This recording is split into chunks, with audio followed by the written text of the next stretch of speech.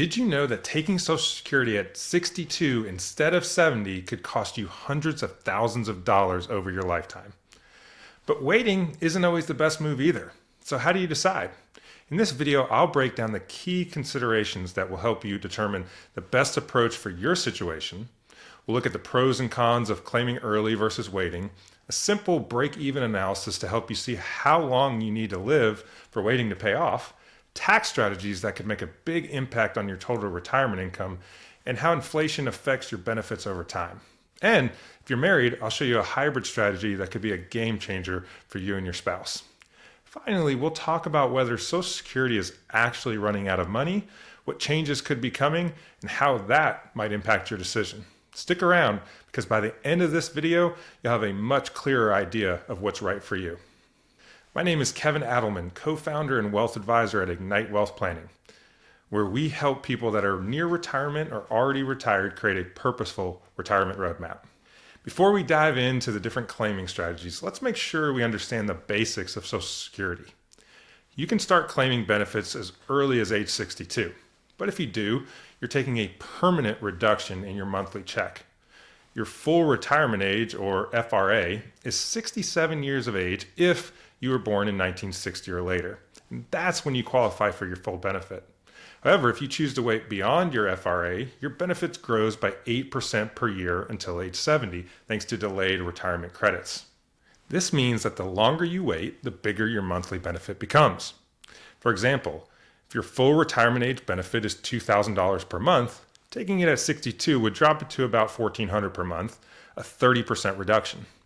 But if you wait until 70, that same benefit grows to roughly $2,480 per month, a 24% increase over your full retirement amount. These differences can add up significantly over time, but there are a lot of personal factors that go into deciding when to claim, which we'll get into next. So should you take Social Security as soon as possible, or should you wait? The answer isn't the same for everyone. Let's start with the case for claiming early at 62. If you need immediate cash flow in retirement and don't have sufficient savings to cover your expenses, then taking Social Security early may be a necessity. It can also be a good option if you have health concerns and don't expect to live into your 80s, since you may not break even if you wait. Additionally, claiming early can help you avoid withdrawing too much from your investment portfolio in the early years of retirement, which can protect your overall financial stability. On the other hand, the downside to taking Social Security early is that your benefit is permanently reduced for life. If you claim at 62, you're locking in a 25 to 30% reduction compared to your full retirement age benefit. This also means that if you're married, your spouse's potential survivor benefits will be lower as well. Plus, if you're still working while taking Social Security before your full retirement age, your benefits could be temporarily reduced due to the earnings limit. Now let's talk about the advantages of waiting until 70. Biggest reason to wait is that your benefit increases by about 8% for every year you delay beyond your FRA. It's a guaranteed return, which is tough to beat with traditional investments. Additionally, delaying provides a larger survivor benefit to your spouse. However, the trade-off is that you have to wait longer to start receiving payments, which means you'll need other sources of income to bridge the gap. If you don't have sufficient savings to rely on, delaying might not be a feasible option. One simple rule to decide if waiting is right for you is to look at what's called the break-even age. Essentially, this is the point at which waiting to take Social Security results in more total lifetime income compared to claiming early. For most people, the break-even age falls somewhere between ages 78 and 82. That means if you live beyond 80, delaying until 70 typically results in more total money collected over your lifetime. However, if you don't think you'll make it to that age, claiming earlier may be the better choice for you. This is why your personal health and longevity expectations should be a big part of your decision. If you have a strong family history of longevity and are in good health yourself, waiting may pay off in the long run. If you have some serious health concerns, locking in those benefits earlier might be the better approach. This is pretty straightforward if you're single, but as we'll discuss a little later on, this could get a little bit more complicated if you're married. One important but often overlooked factor in Social Security planning is taxation. Many retirees don't realize that up to 85% of their Social Security benefits could be subject to federal income taxes, depending on their total level of income. So if your combined income, defined as your adjusted gross income, any tax-exempt interest, and half of your Social Security benefits exceeds certain thresholds, you could be paying more in taxes than you expected. A strategy to mitigate this is utilizing Roth conversions before claiming Social Security. If you have a window between retirement and when you start collecting benefits, you may be able to convert pre-tax money from traditional IRAs or 401ks into Roth IRAs at a lower tax rate. This can also reduce future required minimum distributions and lower your taxable income in later years, helping to keep more of your Social Security benefits tax-free. So delaying your benefits in combination with tax mitigation strategies could provide a higher lifetime income as well as lower lifetime taxes. Additionally, President Trump has proposed eliminating taxes on Social Security benefits altogether. If this policy were enacted, it could create even more opportunities for tax planning. Retirees could leverage Roth conversions without worrying about triggering higher taxation on Social Security income, making strategic tax planning even more essential. This potential change underscores the importance of staying informed and adaptable with retirement tax strategies. And of course, always be sure to consult with a tax professional before implementing any tax strategies. Something else that many people often overlook is how inflation impacts your Social Security benefits. Social Security includes annual cost of living adjustments, or COLAs, that are designed to help benefits keep up with inflation. But here's the key. A 3% COLA applied to a reduced benefit at 62 results in a much smaller increase over time than a 3% COLA applied to a larger benefit taken at age 70. This means that if you wait, your benefits not only start out larger, but the inflation adjustments compound on that larger base. By age 80, the difference is significant. Based on a $2,000 a month full retirement benefit, we can see that if you claim at 62, your benefit at age 80 is around $2,300.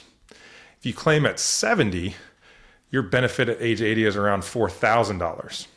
That's $1,600 a month more just from delaying. Now, if you're married, I want to talk about a hybrid strategy and additional factors that you'll need to consider. So one approach is for the lower earning spouse to claim early at 62, while the higher earning spouse delays until age 70. This allows a couple to receive some Social Security income early while still maximizing the higher earner's benefit. Many people only consider break-evens on their own lives, or maybe look at break-evens with both spouses living until average life expectancy. But what about the case where one spouse passes away very early and the other spouse lives well beyond life expectancy? Not an uncommon situation. If the higher earning spouse benefit was maxed out at age 70, the surviving spouse is left with the largest possible monthly income for the rest of their life. This hybrid strategy provides both near-term income and long-term security. So, is Social Security running out of money? A common fear is that Social Security is, in fact, running out of money. While it's true that the Social Security Trust Fund is projected to be depleted by 2034, that doesn't mean benefits will disappear entirely.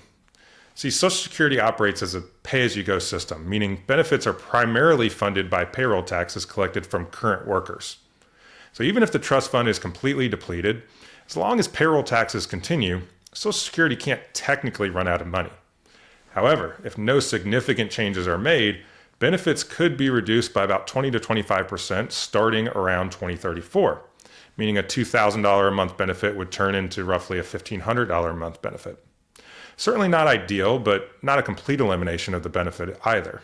It might be better to develop a plan around a reduced benefit than no benefit at all. Some people also have issue with the way the trust fund is operated, and many believe there isn't actually any money in there to begin with. So let me provide some clarification. In the past, as more money came in from taxes than went out due to more workers supporting fewer retirees, there was a surplus that went into the Social Security Trust Fund. The trust fund itself is not just a pile of cash. It consists of special issue U.S. Treasury bonds, which are backed by the full faith and credit of the U.S. government. The federal government does spend this borrowed money on other programs, but it is legally obligated to repay it with interest. Now, as long as payroll taxes continue, Social Security can't technically run out of money. However, if demographic shifts result in fewer workers supporting more retirees, adjustments do need to be made to ensure long-term sustainability. So while no one knows what those changes might be or when they'll come or what the future holds really for Social Security, if long-term stability of the program makes you nervous, that could impact your decision to draw early. Ultimately, deciding when to take Social Security depends on your personal situation, your health, and your financial needs. There's no one size fits all answer, but hopefully this video has helped you understand the key factors to consider. Drop a comment below and let me know your thoughts. Are you planning to take Social Security early, or will you wait? And finally, if you found this video valuable, don't forget to hit the subscribe button and turn on the notifications so you always know when we release a new video.